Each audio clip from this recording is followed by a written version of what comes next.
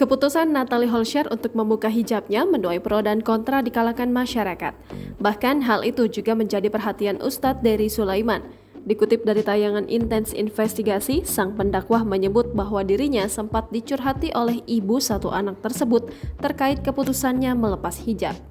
Menariknya, Ustadz Dery pun tampak setuju dengan pernyataan netizen yang menyebut bahwa Natalie mengenakan hijab bukan karena Allah. Dalam video wawancaranya, Ustadz Dery mengatakan jika di 2020 lalu Natalie diminta oleh Sule mengenakan hijab setelah resmi menjadi mu'alaf.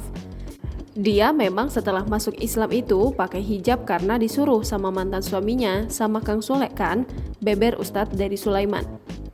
Natalie pakai hijab itu bukan karena Allah, jadi dia merasa berpura-pura mungkin itu bisikan-bisikannya. Padahal nggak mesti begitu.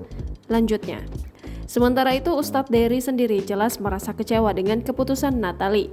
Sebab menurutnya, jika wanita 30 tahun itu mengkonsultasikan hal tersebut pada lebih dari 1 atau 2 ustadz, mungkin hingga kini ia masih tetap istiqomah dalam menutup auratnya. Di sisi lain, usai membuat heboh warganet dengan penampilan barunya, kini Natalie Holscher membuat iri warganet dengan mobil barunya. Ia menunjukkan mobil sport berwarna merah yang baru saja ia beli. Dalam kesempatan tersebut, Natalie terlihat menjajal mobil barunya itu bersama Azam. Bahkan ia terlihat tak percaya bisa membeli mobil mewah tersebut. Nanti diseterin single mom ya, asik. Tutur Natalie Holscher.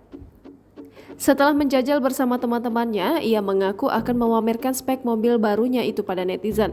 Tak sampai di situ, mantan istri Sule itu juga mengatakan dirinya telah membayar lunas mobil tersebut dengan uang tabungannya sendiri. Meski harus bekerja banting tulang, ia rela jika melihat Azam bahagia.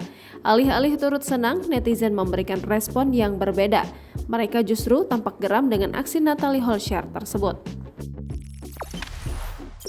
Jangan lupa subscribe, share, komen, dan like ya!